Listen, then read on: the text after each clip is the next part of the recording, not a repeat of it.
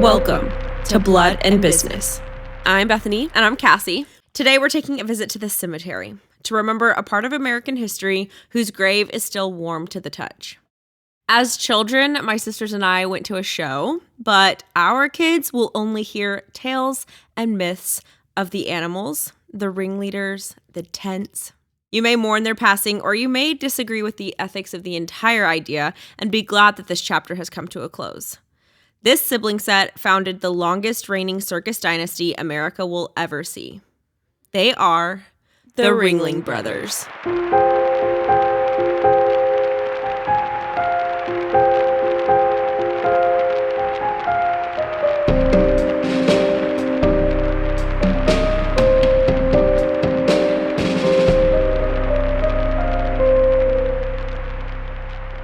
Last episode, we left off where they were just starting to figure out what kind of show they wanted to put on. They were just starting to have that first little taste of success in America. And after that highly successful 1889 season, the Ringling Brothers had about $1,000 to their name collectively, and they were still doing everything themselves. So they were doing the tent setup, tear down. Louise, Albert's wife, was still cooking for them, and everybody was in the show. Everyone had roles in the performances and everything. So it was very much still a family gig. Mm-hmm. They were also decorating their tents with lithographs, basically big photos of wild animals and stuff, even though at this point they still didn't have any animals. They just had horses, right? Correct. Yeah, they didn't have tigers or anything like that, but they had photos of the tigers to advertise. And Louise, the one who was cooking for everyone, Al's wife, she was also sewing all of the costumes. She was a rock star. Yeah, it was all hands on deck. Yeah. Everyone had their hand in a little... Everyone had multiple roles. Yes. After sending money for employees to travel from their hometowns to Baraboo, getting ready for the opening day of the next season, they had drained the last of their bank account and were once again flat broke after fixing all the repairs from last season and getting some new equipment. It wasn't all a wash, though. They didn't have any cash left, but they did actually get to buy their mom and dad a house in Baraboo, which is parallel to the Walt Disney Story. Mm-hmm. If you haven't listened to that one's really, really good. So go listen to that. But I feel it's a rite of passage for entrepreneurs, especially siblings working together, to buy their parents a home. Yeah, for sure. So I thought that was cool. So going into this next season, although they didn't have the cash, like we said, it was kind of a good spot mentally because they got to give the house to their parents. And they also had learned a lot from being out of the road. They had set themselves up to put on a bigger, better, more elaborate show, which means a higher ticket price and more room to actually turn a profit. So they were in a pretty good spot. The Ringling Brothers also had one huge advantage that none of their competitors did. They had each other. There were so many of them who each had a different skill and were totally different people, even though they marketed themselves as a bunch of Siamese twins. We'll talk about that later. They were very different in their personalities and their skills. Al picked the acts. Gus finally joined them in 1891, and he managed advertising. Otto was treasurer. Alf did the publicity. Charles produced the show. John arranged all the transportation, and then Henry attended each performance, and he was also kind of their head of security, and so he stood at the front door and watched the ticket takers and people coming in. But arguably their biggest advantage was probably the undying loyalty and trust of your own blood. Their nephew commented that at first glance, his uncles seemed as alike as 7 Siamese twins. There's a famous picture that they use on their letterheads and stuff, and it has the profiles of each of the 5 original brothers. Mm-hmm. It's so aesthetically pleasing. It's really so cute. But they kind of played up in that image how similar they looked. It wasn't a true representation of how alike they actually looked. Mm-hmm. They actually looked pretty different, especially in their body type. But they all had these big, distinct mustaches that they all were required to have. And then in the drawing, they kind of turned all of their heads so that they would look the same. You only had the profile? Yeah. And it was easy for them to get away with it too because it's back in the 1800s. There's no paparazzi for these people were so freaking famous. The circus was a massive deal. They don't sound I don't know. I just view them as the owners of the circus or whatever, but they were famous personalities as well. So the similar appearance was so purposeful that even Gus and Henry, when they ended up joining the circus, because they weren't part of the original 5, when they did join, they forced them to literally grow mustaches. But that's pretty much where the similarities stopped. They all had really different personalities, and they actually didn't really look that much alike in person. It was made to appear that way by only showing their heads, their profiles on top of one another stacked. It was like a really inaccurate picture of them in real life. And they ranged even just in size. Charlie was about 5'8", and then Henry was 6'3", and everybody else was kind of variously scattered in the middle. I think that is so smart. We know that like aesthetic and branding are really important, and the fact that they kind of like toyed with their appearances to make them look like Siamese twins. They like, literally honestly, that does do something like psychologically, like your interest is already peaked. Something's peculiar about it. Yes, exactly. And even when you just look at a pair of twins, you're like, you have to stare for a second. And they were in the circus business, so it's kind of like a sideshow attraction. And it's also, like, it makes you do a double take. Yeah, exactly. And it also like makes people remember you more if you have like some weird aspect about you. Yeah, for sure. And I'm sure in posters too, like I'm just thinking about if I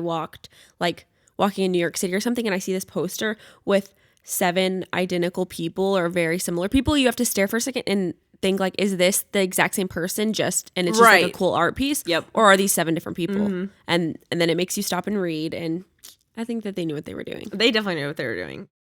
So another way that they were different was that they actually kind of each went their separate ways while not traveling with the circus once they started to become more successful and money gave them the choice to do so. I will go through kind of everyone's business role, and then I'll tell you a little bit about their personality, where they liked to live, what they liked to do, all that. Okay, so this is 7-8 years into their having their own show. Circus act, okay. Mm-hmm. So let's start with Albert, the oldest. He was the equestrian director, which sounds like he was just in charge of the horses, but it actually meant that he was like the head honcho over everything. I don't know why they called it that. I think maybe like back in Europe in the very beginning of circuses, the horses were the main thing, and so the head of the horses was the main guy. But I don't know. You would think it would be circus like lingo, I guess. You would think it would be like a lion tamer. It actually did fit his personality and role though, because he was in charge of the horses, and his biggest act that he was known for was when he actually did have 61 horses in the arena at a single moment. This was his dream first, and he was known to everyone on the lot as Uncle Al. He staged the show, he dreamed up all the big popular acts of their like later years in their career, and then he also stood ringside at all of the performance, and he kind of kept everyone on time with his whistle blows. Al lived in Baraboo his whole entire life, again with his wife Lou, and they had that house that everybody would come back to on the off season in the very early beginning of their career before everyone had money to like go do their own thing. Mm-hmm. And she's that can do it all, Rosie the Riveter, awesome lady. They never had any kids, but Al did have great pride and consideration for his hometown. So he made sure that he spent all of his money in Baraboo, and he helped build up the infrastructure of the city. He kind of takes on that like big brother role, you know what I mean? I'm sure that they were like very well respected and probably very famous in that town too, because they're like the entire economy of that whole freaking place, and they're the one who put it on the map. That's cool though that he like stuck to his roots, and especially when this is the time where New York is like booming, people are moving to Hollywood, and he had the money to go literally anywhere.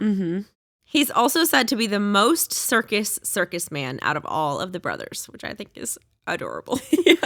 Gus was the second born and the most gentle of the brothers, and he was one of actually the last ones to join the circus crew. He had a strong love for animals, and once when he was a kid, he brought a bear cub home, literally built it a little like den in their backyard, and it lived there for like months and months and months. These kids are wildin'. Like what in the world? Half of them are bringing home like living on the like streets. Running away. Then the other ones are bringing bear cubs home. Also, their mom had to have been so relaxed. I mean, I'm sure having 7 boys forces you to kind of like let go of control. But she definitely does not sound like a type A. Can you imagine if your kid brought home a bear cub and you just like let it? You're like, fine. You're like, it can live in the backyard. Like, what? But anyway, he was self-educated, and for a long time he worked kind of off on his own doing the carriage trimming. So he kind of had like that individual personality individual identity, I guess, before he was the last one to join the circus. Yeah. Were any of them educated? You said that he was self-educated, but did any of them go to school? I guess some of them graduated high school, some of them didn't. Correct. But none of them went to college, right? I don't think so. I'd never read any college stuff. I'm sure that they didn't. I'm sure that they didn't. I think that he was just like very into books and learning and all that type of stuff. So he kind of on his own took the education like a step further. He was like an academic. Yeah. Okay. And then third in line, we have Otto Ringling, and he went by, quote, the king. He was the man of the money. He was smart, careful, and he also had a cutting-edge brain. He thought of like a bunch of new and innovative ideas to help the Ringlings get out ahead of their competition. In 1903, he realized that all of the metropolitan cities were like growing really, really fast, and it was getting increasingly harder every single year to find like big empty plots of land to hold the circus close to the city or in the city. And so he proposed to his brothers that they would purchase 15-acre lots near every city in America. I feel so bad for him. His brothers did not take him up on this idea, but it was such a good idea. They would have made so much freaking money off of that. Like that is insane, honestly. Crazy. But anyway. This is the same time when Ford and JP Morgan, right? Yeah, and all of that is like the men who built America times. Yes. Are they seen as that level of? I think like one tier lower, but pretty much, yes. Like they were ended that up famous. Yes, they ended up monopolizing the circus industry and the circus dynasty, and it was a huge industry at the time. Like it was basically the entertainment industry. They were huge. They were household names for sure. So Otto, the king, never married, and he actually always lived with Alf T and his family when he wasn't out on the road with the circus, when he would come back home. And then we get to Alf T, the one that he lived with. He was the fourth brother, and he was in charge of public relations. He was so successful, actually, in his advertising and in the media that the railroads had to start sending special trains from every part of the country on circus day. It's like holiday times, whenever you pull in like extra shifts and stuff, they had extra trains going on circus day in each little town anytime the circus would come to get everyone to the shows because his advertising was so effective. He was also in charge of squashing the competition. He played offense and defense, basically. Next, we have Charles. He's the fifth born. He was like the physical on-site manager kind of the brothers. So he was in charge of logistics when moving the actual army of people and animals and equipment over thousands of miles every night for 6 months every season. They didn't have like off days much. They were performing, packing up, sleeping in the train, setting up the next day, performing, packing up, sleeping on the train. It's like going on tour when you're an artist. So Charles was over the trains, and he essentially was the general manager. So if you had a complaint or you needed to take off or you needed to do whatever, you would go to Charles for all of that stuff. He coordinated everything, yeah. Yes. And then he also kept with him what they called his Book of Wonders, a notebook in which he was constantly writing down any little thing that he saw that needed attention. So during the winter months, he would just hand it over to his brothers, and they would make purchases, repairs, implement new ideas, all that type of stuff that Charles had written down during the season. So as soon as the circus began traveling by railroad, because think about this, they were literally going by horseback and carriage. Those poor horses. Yeah.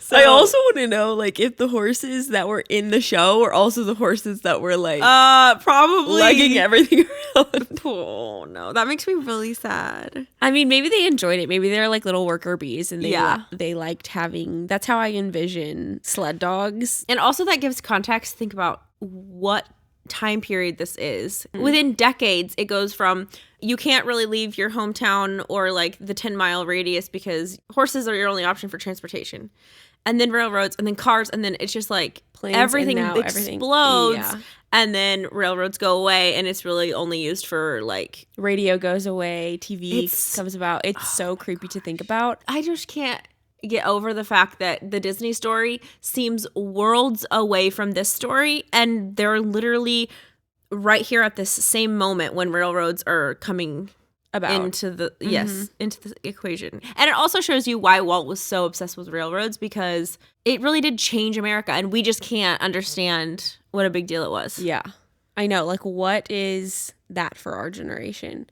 I also think about the iPhone. How live television is literally phased out in our generation. Yeah. Almost. Like, kids are watching YouTube, they're streaming, like they are not watching just live TV. So John is the one who is in charge of routing. He's the 6th in birth order. He was part of the original 5 circus brothers. And arguably he's like the second most interested, right? Exactly. In the circus life. It's like Al is the circus man, but John is the entrepreneur. Like, John is interested in the business, and he kind of just was going to be a hardcore successful entrepreneur in whatever, and he just kind of applied his interests to and his skills to Al's dream, you know? Mm-hmm. So he's the pot and pan cleaner salesman. Yes, the one who ran away at 12 years old. Yes.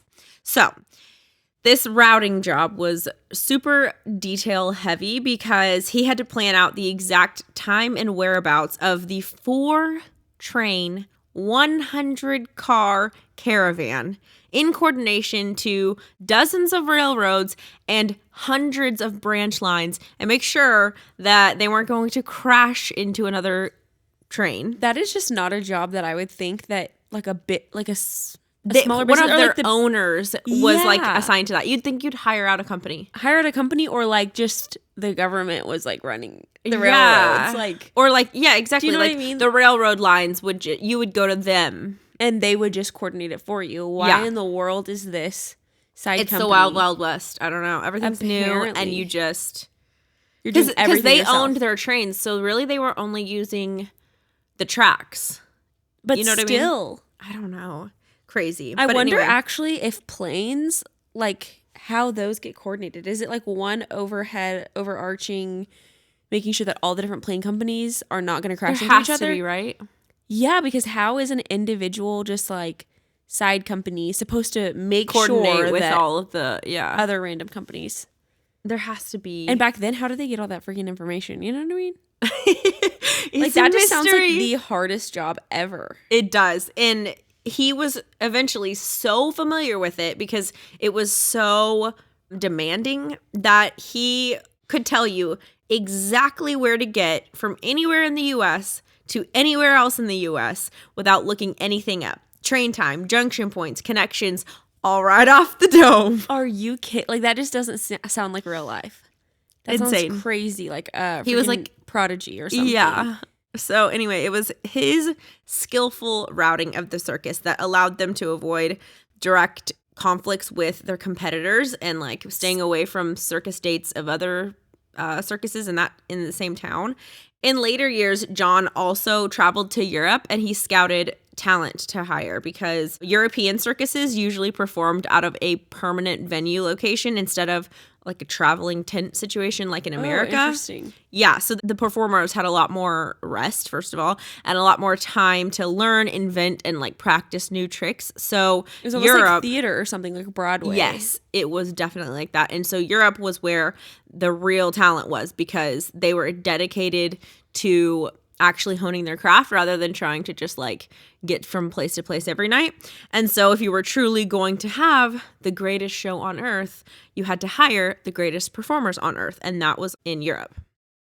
So this is really cool too. I'm sorry, but we are just born and bred to be interested in history and sociology and all that. So the Ringling Circus actually became what people called the Great Unifier in America.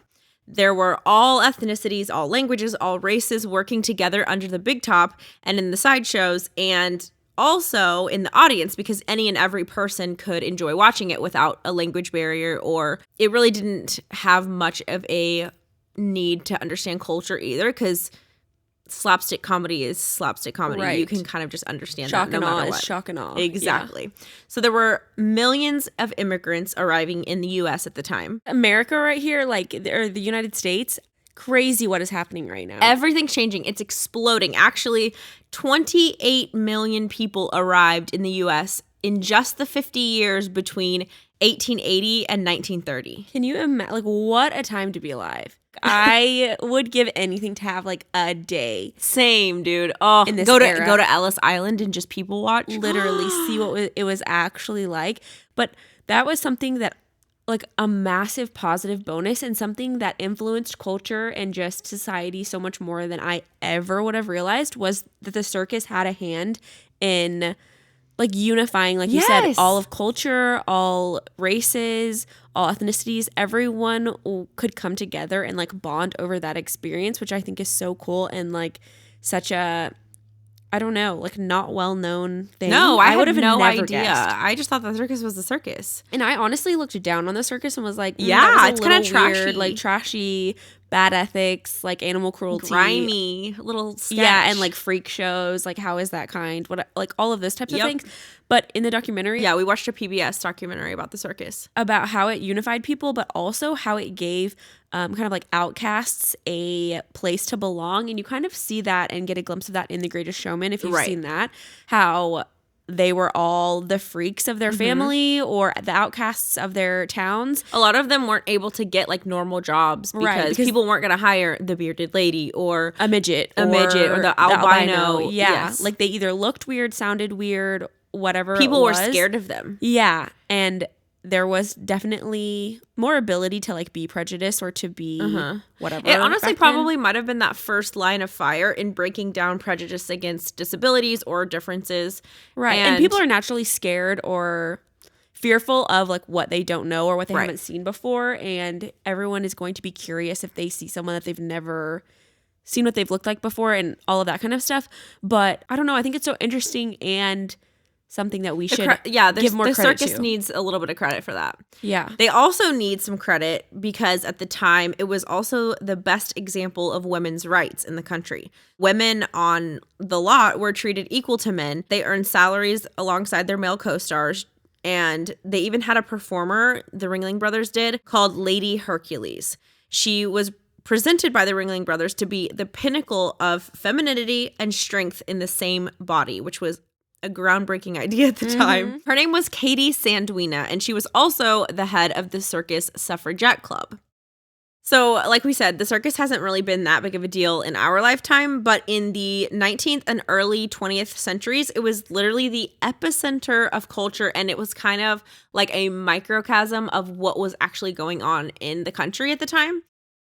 Don't get it like too twisted because the Ringlings were still very traditional and they didn't respect women and their opinions as much as they should have, obviously. But for their time, they were very progressive. From the way they ran their circus, I think that they were good people and they were doing like the best with what they had, just as, or maybe more so, respectful than anybody else at the time, honestly. So, and you always have to look at context. Like, you have to look at the time. Exactly. And it was the 19th century. Like, yeah, even, I don't know, people coming for people in history, it's like some of it is justified, but also some of it, like, you have no idea how normalized, and we're for sure in 30 years going to look back on things that we think are so progressive and like kind now, and we're going to be like, wow, that was trash that we thought that way. Wow, I knew nothing. That we lived that way. Yeah. They're also, you have to take into account like who they are. And a lot of the qualities of a person that allows them to become successful are the harsher qualities. Yes. So they're ambitious businessmen. Like, they're automatically going to be a little domineering and a little aggressive. So even that makes how respectful and kind they were even more impressive to me. Take it with a grain of salt, but nobody's perfect. They had their flaws, but they were also trying. Yes, exactly. Another interesting cultural detail really quick was that, like I was saying, it's like a microcosm of what's going on in the world. The circus was also the very first place that a lot of people ever saw a light bulb, ever saw a television or a movie at all, like a motion picture, even when it was just on a projector. And it was always at the cutting edge of technology. So they pushed the boundaries in every way that they could. And it was often, for these little tiny towns, the first exposure to like new things. So that's kind of also why the circus was such a big deal, because if you couldn't afford to have a light bulb in your house, you wanted to go to the show and see one, you know? Okay, so this brings us to Henry, and his job was pretty intense as well, which matched his demeanor. Like we said earlier, he was kind of like that sinister beetle-like mischievous boy. Yes. And he as was the all one. babies are. As all babies are, for sure. And he was the one who also struggled with alcoholism. And he was in charge of manning the front door and ticket sales because, remember from last episode, they tried to send him out to do the routing. And he ran away. he went on a little wild adventure. So this put him in charge of security. Buying tickets in this day and age was not like going to the movies now where you like walk up and you purchase a ticket from a nice man or woman behind the counter and they give you the exact price with no prejudice, and that's just it is what it is. It is what it is. Here it was a fend for yourself kind of situation. So here's a little bit of context. Does anyone recognize the name P.T. Barnum? Mm-hmm. If you watch The Greatest Showman, he is painted as this like dreamer, like amazing, like he pushed the boundaries of culture and context and went from poverty to like the richest man, whatever. Well, inherently in someone like that, they're going to push every single boundary ever. So he was basically American circus culture in a man. Like he had tons of influence over all of American circus. You know what I mean? Mm-hmm. He was a really tricky guy. I honestly don't know how he got away with what he did, but he would put signs up at his circus that said like, to the egress, and people would follow it not knowing what that word meant because they're Americans and assume that they were walking towards like some exotic sideshow or crazy thing that they were excited to see. An exhibit. Yes. And then they would end up outside once they followed all the signs and would have to pay another entry fee to get back in the circus that they didn't airport. See anything. Yeah, like they go one door too far and you're screwed. Yeah. You have to do it all over again. You have to go back through security. Oh my gosh. So once it was explained to them by the circus employees what egress meant, that it meant exit, instead of being pissed off and furious like I would be, majority of them thought it was hilarious and they were like, oh, that's just like Barnum, how funny, and they were happy to pay another entrance fee. So they had to, like, it's just, times have definitely changed. Can you imagine now? He also charged people once for a viewing of a cherry colored cat. And when people went back to see it, all they found was just a common black cat. And they were like, oh, well, I thought that the cat that we were supposed to see was like special. This is the cat that Sally down the road has. Like, what in the world is going on? And they would demand an explanation. The attendant would respond, well, you know, some cherries are black.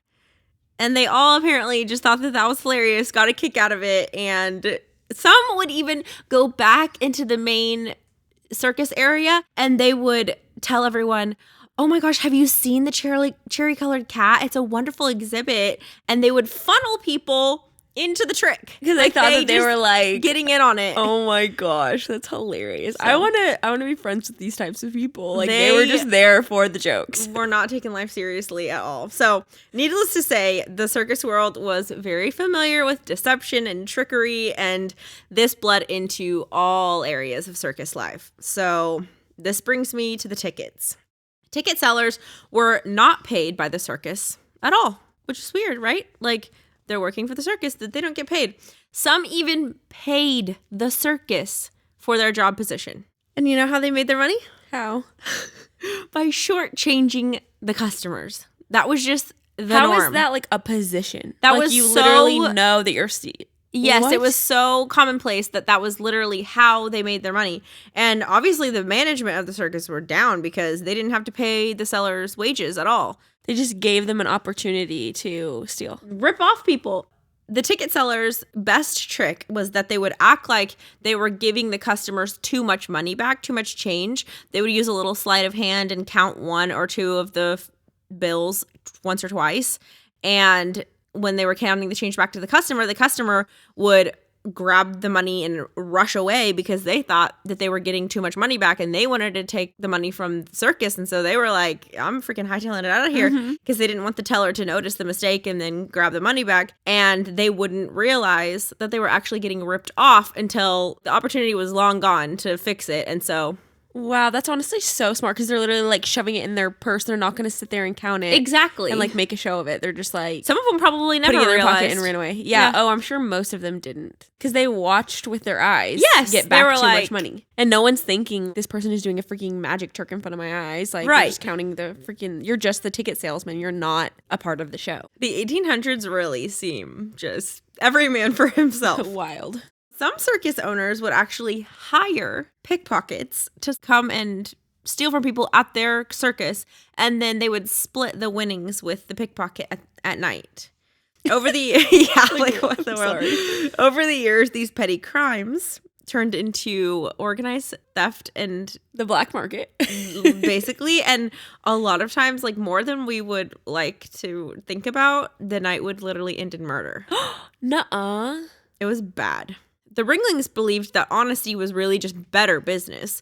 And so they cracked down and started doing things very differently than the other circus shows. It was a never-ending battle, and most people thought that it was impossible to run a circus streamlined and clean-cut, but there were so many Ringling Brothers that they were actually able to keep a lid on crime and change the culture at their circus. Historians suspect that this contributed more than they even realized to their circus's success. They earned themselves the nickname, quote, the Sunday school circus, and they had strict rules for their staff as well. Why are you smiling? That's so cute. It is so cute. I was like, what did I say wrong? The Sunday school circus. The Sunday school circus. Their men could never visit the ballet girls, and even one conversation could get you into hot water with the brothers. Employees couldn't drink or swear. I think that they had to be so strict because the culture was so far the other way that if they didn't have... They'd just like overcompensate. Exactly. So Henry was the head of all of this, and his stern demeanor, lording over the grounds. He was the biggest brother, like we said. He was like 6'3", I think it was. He was the youngest though, right? He was the baby, and he was the largest in stature. Yes, and so he would just walk the grounds, stand at the front door, and so... demand respect. Yes, he was a little bit scary, and that's likely one of the reasons that they ended up being so successful in cleaning their act up as well. As we name all of these brothers, it's like... wow, he was so successful in what he did, and he was so important in why they were successful. Alf killed the advertising, and John killed the routing of, and it's just like they were all so good at what they did. I don't know if they were just all very, very hardworking and detail-oriented people, or... I definitely think that part of it has to do with like them being motivated enough to like get good at it and being hard workers. I'm assuming that they probably grew up with that mentality. Kind of, mentality. But I also think that because they started with this dream so young, that they had so much time to just like really get good at one specific thing. Whereas I see in like our business and us trying to do things together, when we were running our businesses separately, it was so hard to get good at any one thing because you're trying to do everything yourself. By yourself. Mm-hmm. Especially when you're starting off as like a brand new entrepreneur. You do have to have your hands kind of like dabbled in all of the different You just don't have the resources to hire people. So right. And when you're like, do it all. When you're trying to do 10,000 jobs, like you literally only have so much of yourself to give to each position. But because there were 7 of them, they could focus. They could really focus and really dig in on one specific thing and like be the best at marketing or be the best at like coordinating the trains and whatever, instead of having to coordinate the trains and then also do the marketing and then also do the whatever. Right. So I think that them having so many of them and like being able to from the very beginning responsibilities from the beginning is huge. That's because they had like a decade on everyone else. Yep. So like we said, the circus was a very taboo place before the Ringling Brothers cleaned it up. And a lot of Americans were literally scared to bring their families to such a controversial place. They were like, we don't know what we're going to see. Yeah. We don't know if we're going to get robbed. It's kind of like taking your family on, like if you're from a small town, to Vegas or like on the subways in New York. Like you think that everyone's like out to get your wallet. Hide your kids, hide your wife. Exactly. The Ringling Brothers cleaned their circus up so much that they literally had pastors evangelizing for their show and vouching for the cleanliness of their circus. They were like telling their congregations, take your families to the Ringling Brothers. So the brothers took it a step further. They made it their mission to clean up the circus as a whole. And so the industry. Yes. So they started hiring extra security people to go over to the other circuses and like patrol those grounds and try to like keep that crime at a minimum. Wow. Whatever that trait is where they just like assume responsibility for everything. In the first episode, again, like you said, the brothers sort of controlled the whole family, even like their little sister, their cousins, they did their not, nephews and nieces. They were not shy with inserting themselves. Yeah, it's like if they thought that was the best thing, they were going to do it. Charge. They didn't ask for permission. And them sending their own security to other grounds and like literally paying for that, and it's helping your competition. Like they're literally just taking control and they like just getting done what better. Needs to get done. Yeah. Somebody had to be an Enneagram 1. The sad thing is they actually arrested a lot of thieves and actually were fighting crime really well at these other circuses, and the other circus owners were freaking pissed about it.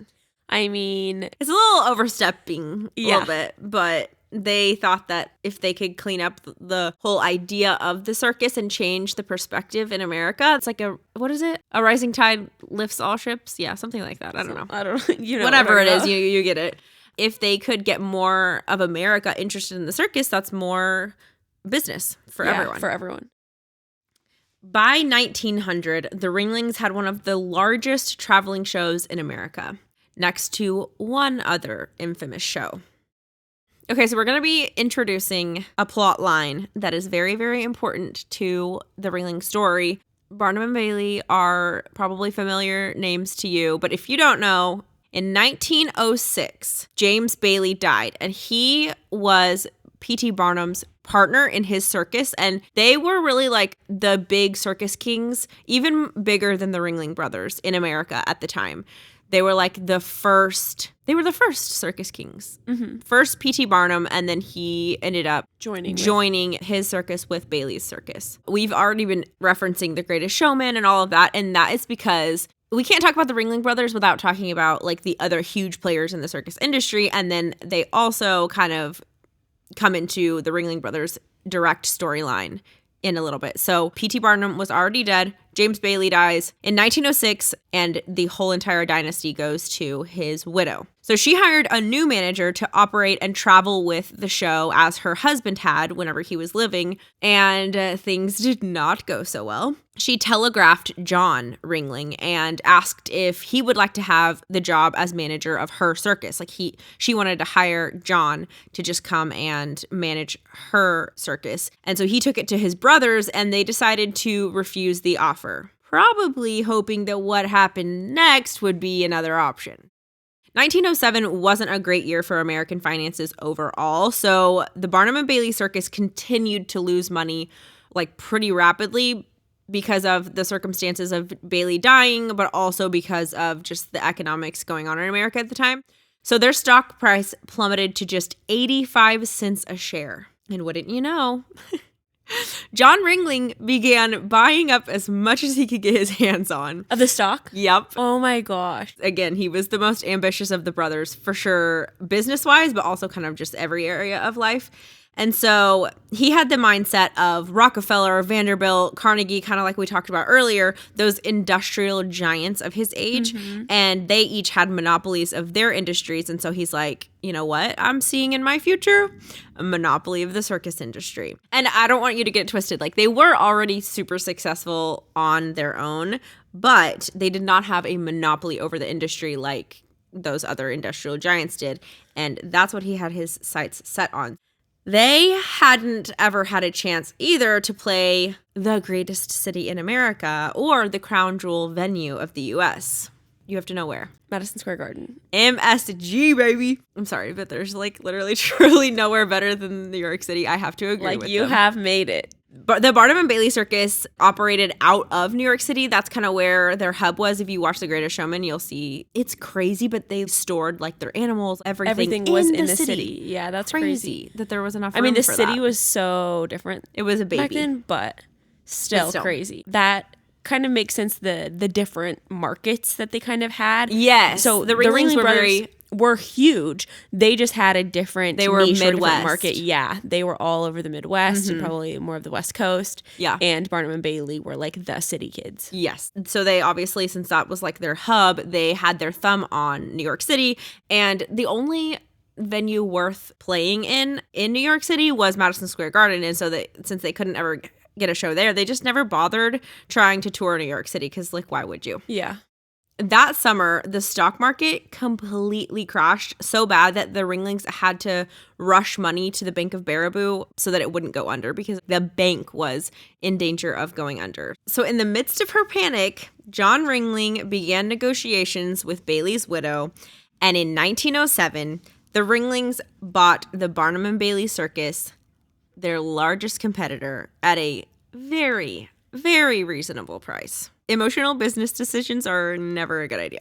It makes me cringe, but when John brought it to the brothers, originally they were all super hesitant to take such a big risk. Especially if the economy is not doing well. Right. So it might have honestly been the only way that she was going to get their help or get it off of her hands anyway, because it was a sinking ship. She wasn't making money off of it. She was losing equity day by day by day. So maybe it was just good for her to get it off of her hands anyway. Like, maybe I shouldn't feel so bad for her, but Otto was for it, and they all respected his judgment, and so he was ultimately the one that got them to all go through with it after John proposed the idea. Here are some figures for you. The Ringling Brothers bought the greatest show on earth, the Barnum Bailey Circus, for $410,000 in 1907. Still a pretty penny. Like, that's 1907 money. It sounds like still quite a bit of money. I looked it up, and $100 in 1907 would be worth $2,094.29 now. So that means that they paid equivalent to almost $12 million for that circus in the middle of an economic crisis. She's fine. That lady is fine. Yeah. But, oh, get this. The profits, not the total revenue, the actual take-home profits of that circus just from the very next year alone paid for the entire Barnum Bailey Circus. Wait, so when they 1 year later, when they first purchased it, they immediately combined the entire circus, no, or they were just owned the Barnum Bailey Circus. Yes, the Barnum Bailey Circus profits from them running it for a year. Just the profits from that circus, not the Ringling Circus, paid for itself. Wow.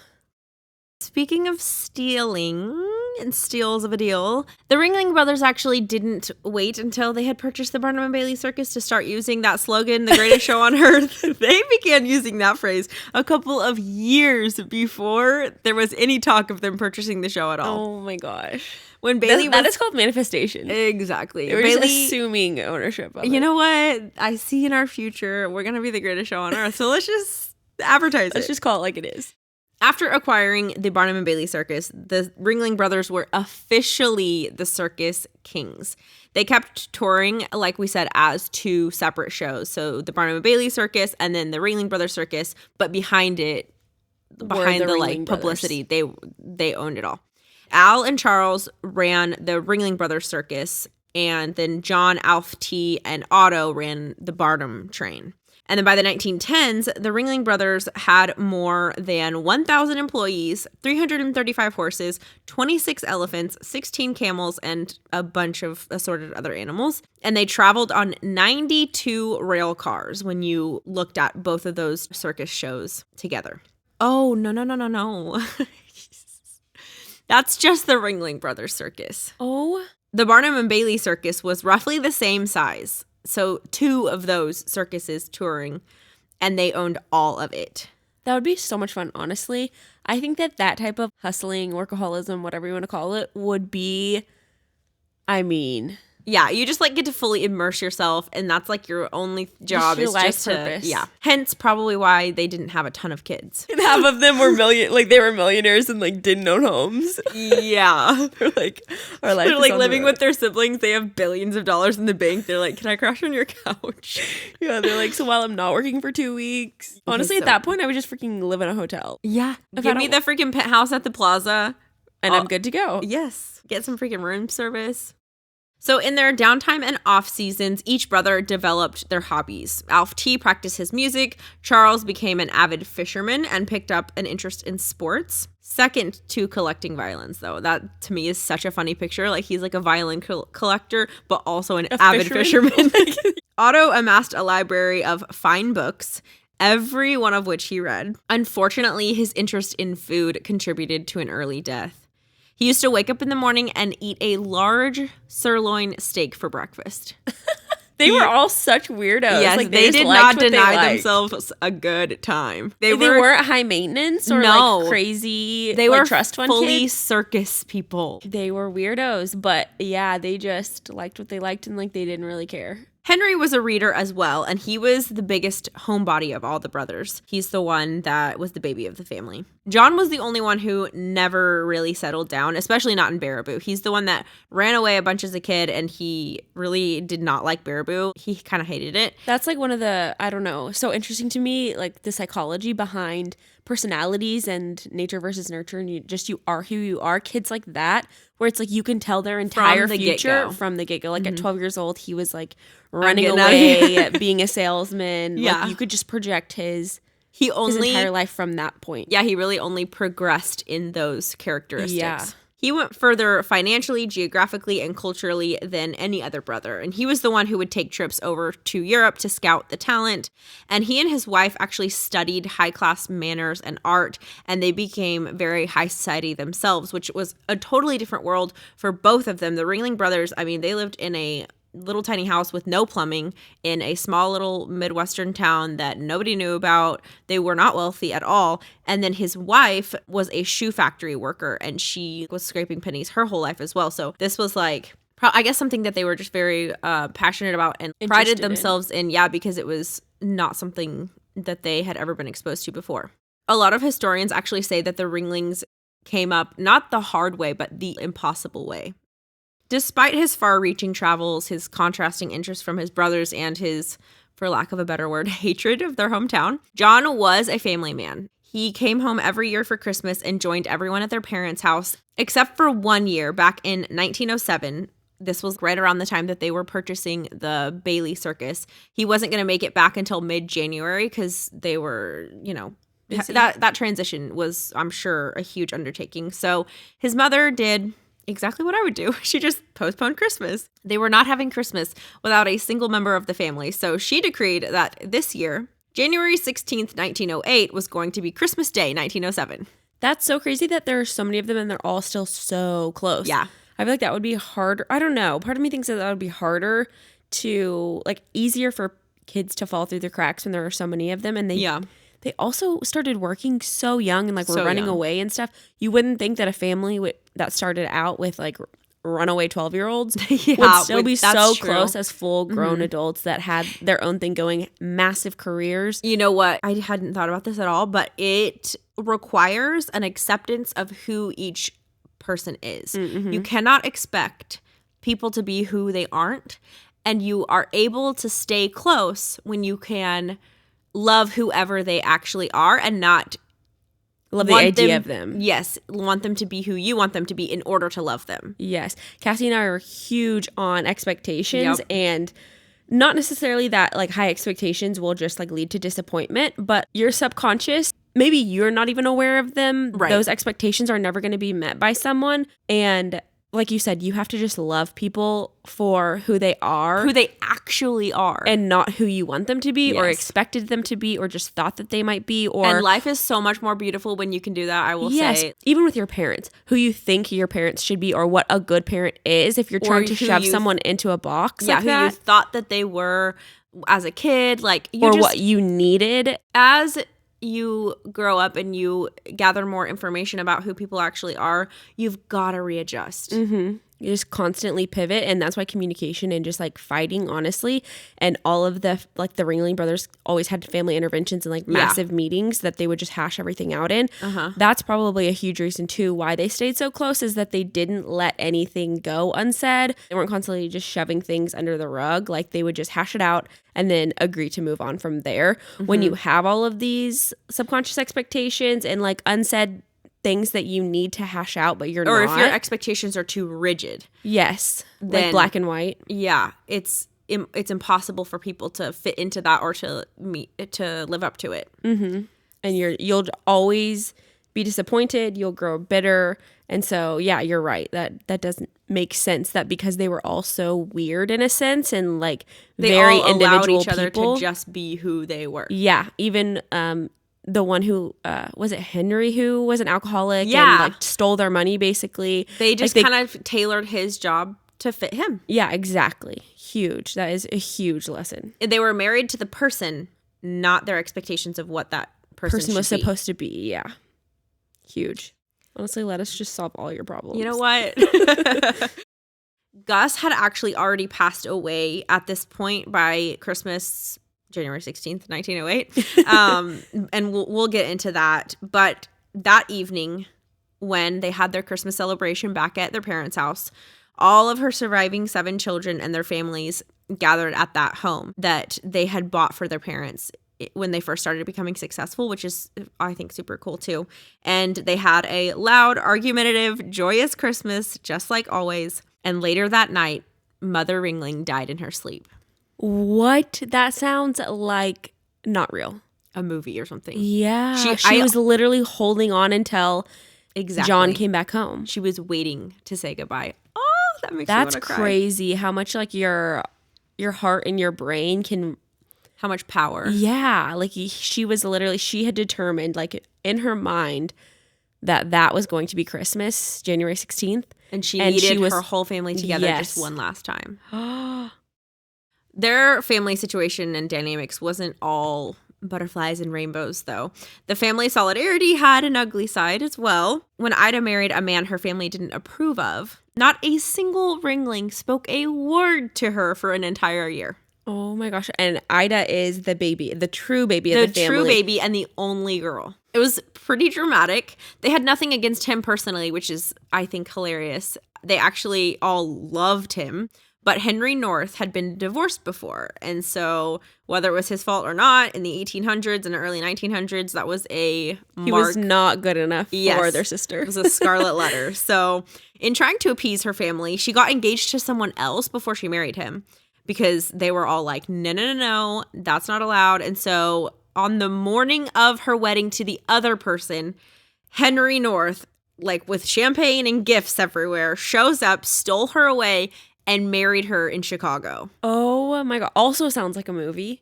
Her family did not speak to her again until her first son was born. Okay, but that's a little different than just marrying someone that was divorced. The way that it happened, I'm sure, like added fuel to the fire. Yeah, for sure. Just stole her on her wedding day and they just got married. And I'm sure none of the family was there at that wedding. Oh, no. Yeah, it was definitely like an elopement situation. I'd be a little pissed. Yeah. Probably wouldn't not talk to someone for a year over it, but I would definitely be holding on to it for a minute. Yeah. But of course, they are family people. So when she had her first kid, they were like, all right, all bets are off. We have to be there. And actually, that baby that was born is the older brother of the nephew that wrote the book, Circus Kings. That was like one of the closest kids to everyone. They were very, like once they accepted her back in, she was back in. They were so enmeshed that you couldn't really tell whose kid was who. Exactly. On April 4th, 1911, Otto became the first of the official circus partners to go. He was in New York with the Barnum Bailey show at the time, but he was shipped back to Baraboo to be buried at Al's house. That house with Lou that they all kind of came back to in those early years. And it was directly across the street from the little frame house that he was born in. They were very, very much like loyal hometown boys. Oh, I love that. There was no circus that day. Both shows canceled all performances, and every living brother gathered in their hometown to be together and say goodbye to the king. This is just like a side note, but I cannot imagine, like with those big life events, like with their mom died, then 2 of their brothers so far have died, not being on speaking terms with my family members, or just feeling like, it's like when you go back to Christmas and you see your like second cousin or whoever, and it's like, wow, we used to know each other, and now I have no idea like what you're really doing with your life or like what's going on the day-to-day, whatever. It's weird. I can't imagine, like that's so cool that they were so close till the end, even as their family is dwindling. Yep. Like they're all have each other. Mm-hmm. Yeah. I cannot imagine just showing up to a funeral or a wedding or whatever it is and feeling like I don't know my siblings. So let this be a little PSA. If even a little part of you wants to get closer to your siblings or wishes you were better friends with one of your siblings or your parents, even your cousins, whoever it is in your family, it is so worth it to, even if it's awkward at the beginning, to be like, hey, sister, I know we're not that close and we don't really like each other, but like I kind of want to be friends. Or to your brother-in-law or whoever it is, even your parent, your mom, like, hey, I want to move in a better direction or a more positive direction in our relationship. Even if you're freaking 50 years old, like, I don't think it's ever too late. And it's better at these types of stories where you're hearing about people losing their loved ones. It just like makes it so real to you. And it's better to hurt together than hurt because you didn't. Because of regret or like you allowed bitterness or you allowed missed expectations to get in the way of a lifetime or even just a few years of love and friendship. And every single relationship is going to have ups and downs, issues and toxic traits. It's just like they're people. Also, PSA, we are not talking about anything serious or abuse or anything like that. Please protect yourself. But if it's just like things that were said, missed expectations, little like arguments that didn't need to. There's always an opportunity for reconciliation and growth. So don't miss out. Even if you just need to like say your piece or extend the olive branch, if they don't take it, then that's totally fine. Like you can at least feel like, okay, well, I tried or I did due diligence, and that will help you feel better in those big family events or big life events. I think that people really can change, so give them the opportunity, you know? Yeah, there are some people that you can just leave the door open to, and there are obviously others that you have to kind of like, for yourself and your own mental health or your well-being, close that door for good. But there are also a lot of times that you can leave that door open and just know that, hey, this person might be flaky or this person might not ever be the person who I needed them to be or wanted them to be, and you can be okay with that and still have a little bit more distance relationship, but still a relationship. Yeah. So this family, like you said, with the whole enmeshment thing, this family was so much just a family gig that until 1932, the Ringling Brothers Circus was not even a corporation. It was just an agreed partnership between loyal brothers. Shut up. They didn't even have like signed agreements. Full on. So as one by one they began to pass away, they would just literally make a settlement with their heirs, with their family, and then they'd carry on with the business. Oh my gosh. They were just like, even Cassie and I have like signed documents. Oh my gosh, with the whole expectations thing, we're like, let's figure this let's one just out. make sure that there are no fights in the future. Oh, and I think that partly maybe this was because they wanted to make sure as people died that nobody but the brothers had shares in the company or like a say in what went on. So they would just kind of pay people off and keep making the like circle of influence smaller and smaller. So since Otto had no descendants, they dispersed his shares among themselves. So they made Henry a partner finally, because remember I said, oh my gosh, he just now. They were like, wow, we're gonna take care of you, but we don't trust you, so we love you, but we don't trust you. They're such control freaks. Yeah. But honestly, I mean, they did take care of people. Like, like the quote from the nephew in episode 1 where he said like, They dominated the family, they dominated the city, but they also took care of everyone. Like they just assumed the responsibility, and even though it probably wasn't like the healthiest way to do that, they had probably good intentions. Mm-hmm. That's what I was kind of saying with the whole women's rights and all of that. I don't think that they were perfect by any means, but it's like you have to just see people in a realistic light, you know? Mm-hmm. They are who they are. Let's someone who is everything through, you know what I mean? Yeah, someone who is really motivated by career advancement and entrepreneurship, and they saw people as much as they probably could. It honestly is crazy how loyal they still were and how much they prioritized like even their hometown's economy and that kind of stuff. So even though they made Henry a partner in Otto's place and they gave him all of Otto's shares, he couldn't exactly fill the void left by the king. Like in his actual job role, he wasn't incompetent. It was just that Otto had the most financial intelligence and the most experience, and Henry just didn't have enough to fulfill what Otto had left behind. Yes. And so John inevitably ended up taking over the finances, which made him more dominant over the Ringling dynasty than he had ever been. Though each brother had a voice, after Al died in 1916, it was pretty much the John show as the Ringlings were expanding their empire. His brothers were content to grow slowly and surely, but John had been running all his life and he had zero interest in stopping. He loved money more than anything, with the potential exception of his art collection and maybe his wife. But because of his ego and his aggression, he kind of forced all of his brothers to go along with what he wanted to do. Mm-hmm. His business ventures didn't stay confined to the circus either. Opportunity is opportunity. So he owned businesses all over the U.S., and he actually even dabbled in building some railroads on the side. Little side hustle. How did this kid have time for all of that? Honestly. Also, prior to them actually making like contracts and stuff and writing down on paper like who owned what and what legacy was whose, how did they even have like bank accounts to venture off and do these random little things? Like, did they literally just like ask their brothers like, hey, can I use some of our, to be honest, some of our family bank account? John is the one who literally stole the entire bankroll from the side circus that he joined as a kid. Remember? Oh yeah. And before he ran away to and Chicago then his dad or whatever, rescued him. Yeah. So I don't know. A little sus. They're like how they're all just very like they left the door open for a lot of bad stuff to happen. So it's kind of shocking that they didn't all fall out. How did they not all end up hating each other before they died? I don't like, and I feel like we have like the most resiliency in our relationship, the best coping skills. Like we are set up for success. And I don't even know if once you're married and have kids and like, how did they not start arguing about that kind of stuff like severely to where it would ruin their relationship? You would think with most people that would happen.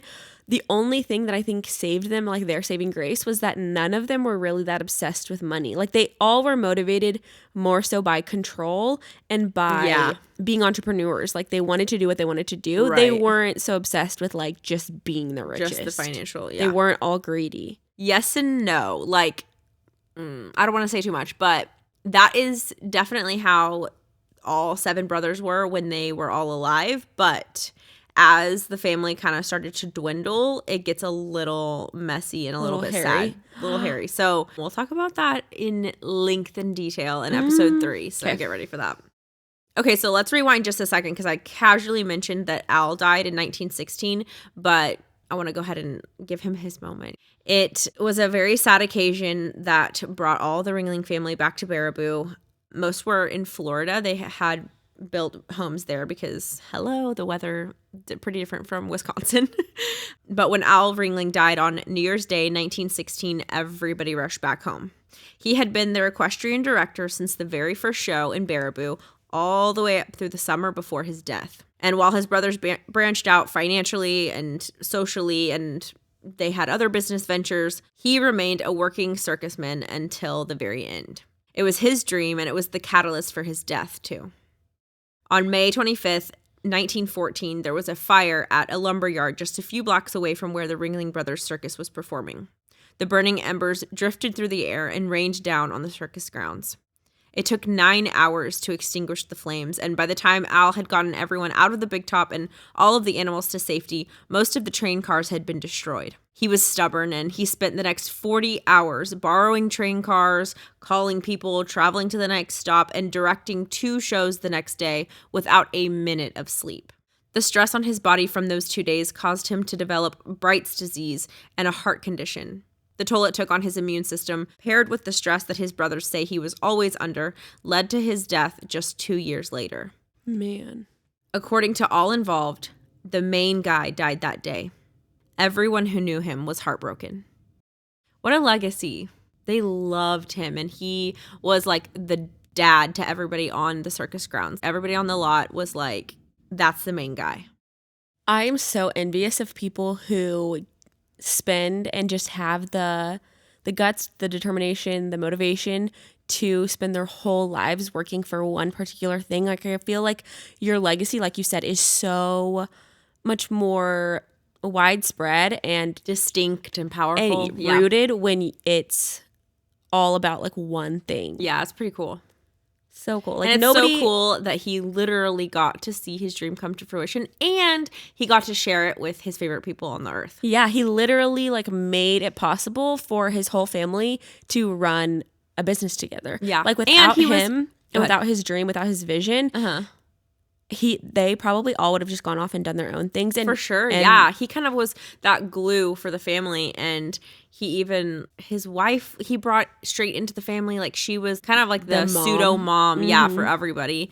And he kind of made even a bigger family too. 'Cause he, with all these employees and stuff, just expanded their family out to all the circus people. And she was even said to be like the circus mom to all of the ladies out on the road. And I don't know, it's just pretty cool that he kind of facilitated all of that. He was definitely like a quintessential like oldest brother, oldest sibling. He definitely, you can see like a sense of responsibility in him to provide and take care of the people in his life.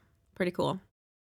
That is going to be it for episode 2. And episode 3 is when it all goes down. Oh my gosh. When the drama really revs You will up. cry. You will be seething with anger. You will be nostalgic, and there's heartfelt moments. There's horrible moments in episode 3. If you are listening on Apple Podcasts or Spotify, the 3rd episode is already loaded in your app. We will see you there. Subscribe on Apple Podcasts or wherever you're listening. And please, please give us a rate and review, because we are a baby podcast and it helps us be found by other people who want to hear stories.